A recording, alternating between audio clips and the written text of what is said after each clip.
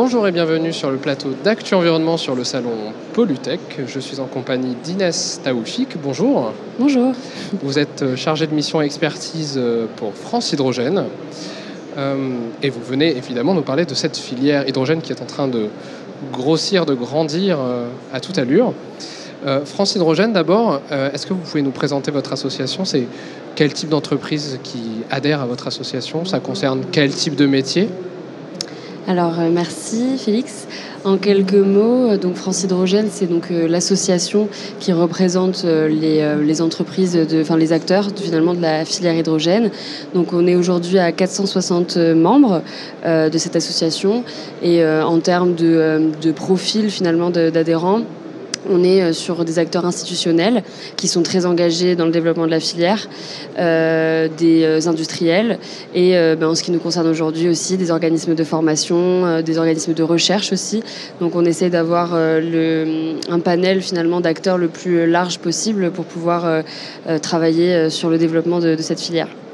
Et quand on parle de métier, alors vous avez bien dit, il y a beaucoup d'acteurs différents, mais en termes de métier, si on descend jusqu'à la hauteur des professionnels, est-ce que vous pouvez peut-être nous donner quelques exemples de ce que ça représente ? Oui, donc ça fait écho à la première étude qu'a lancée France Hydrogène sur la partie métiers, compétences, formation, qui date de 2021, donc le livre blanc de France Hydrogène, qui a proposé un référentiel de 80 métiers qui étaient nécessaires au développement de la filière hydrogène. Donc on est sur des métiers de conception, bien sûr on est dans le stade d'innovation finalement de la filière et au début, donc ces métiers-là sont très sollicités pour l'instant. Mais aussi sur des métiers d'installation, maintenance, exploitation, qui sont très importants et qui, on le sait, représenteront à terme la masse salariale la plus importante. Mais aussi tout ce qui est qualité, environnement, sécurité, donc QHSE, qui est pour la filière hydrogène assez primordial pour garantir la sécurité des personnes et des infrastructures. Et donc depuis cette première étude, vous avez mené un diagnostic dans le cadre de l'appel à manifestation d'intérêt compétences et métiers d'avenir, oui. Dans le cadre du plan France 2030, pour étudier un peu les dynamiques, les tendances de cette filière au niveau des recrutements, de l'emploi. Quelles ont été vos conclusions ? Alors, donc comme vous l'avez dit, on a réalisé cette étude dans le cadre d'un diagnostic AMI métiers et compétences d'avenir. Donc nous avons décidé d'y répondre en consortium, France Hydrogène étant le pilote, mais nous avons été épaulés par ADECO, Pôle emploi, l'AFPA, le réseau des Cariforef et EIT InnoEnergie.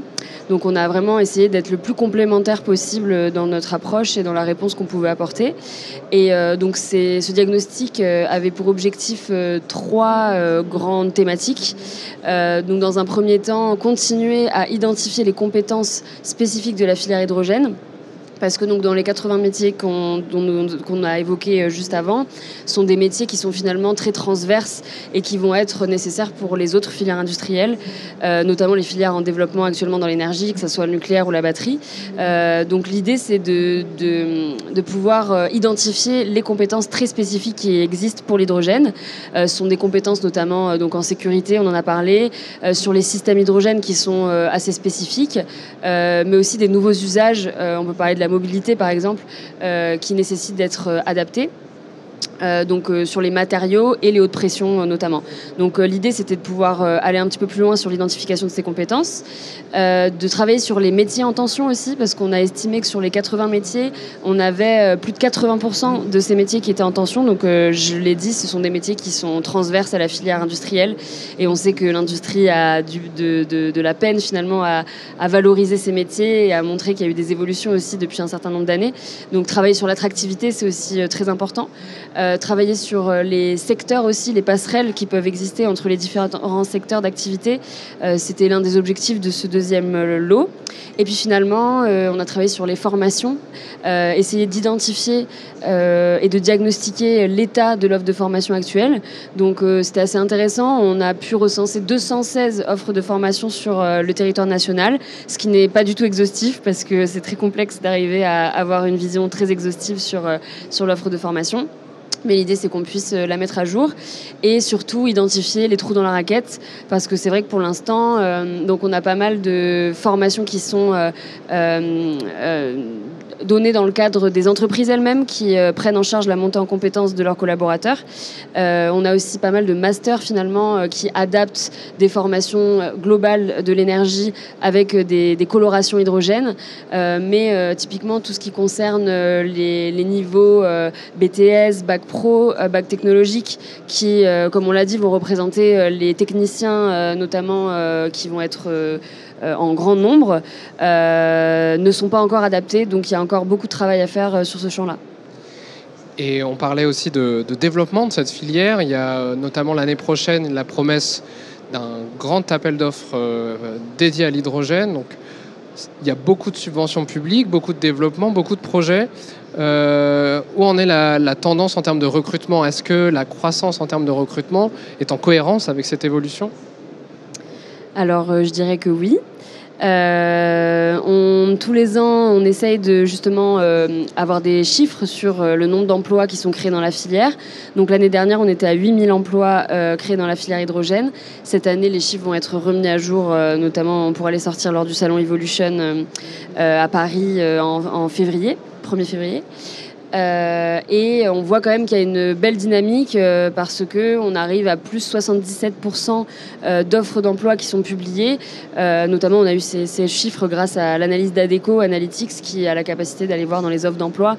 Et depuis un an, enfin d'une année à l'autre, on est à ce chiffre plutôt positif. Donc on voit que la filière a une réelle dynamique et a des réels besoins. Et à côté de ça, en effet, comme je l'ai dit tout à l'heure, on a encore beaucoup de travail pour améliorer et faire en sorte que cette offre de formation soit vraiment en adéquation avec les besoins des industriels, et d'où le fait que ces AMI, donc métiers et compétences d'avenir, sont des belles opportunités pour la filière, pour tous les acteurs au niveau régional aussi, parce que ça se fait beaucoup en territoire, de pouvoir travailler sur ces sujets et aussi sur l'attractivité, comme on l'évoquait tout à l'heure. Eh bien, merci beaucoup Inès Taoufik de nous avoir dressé ce portrait de la filière hydrogène. Avec plaisir, merci.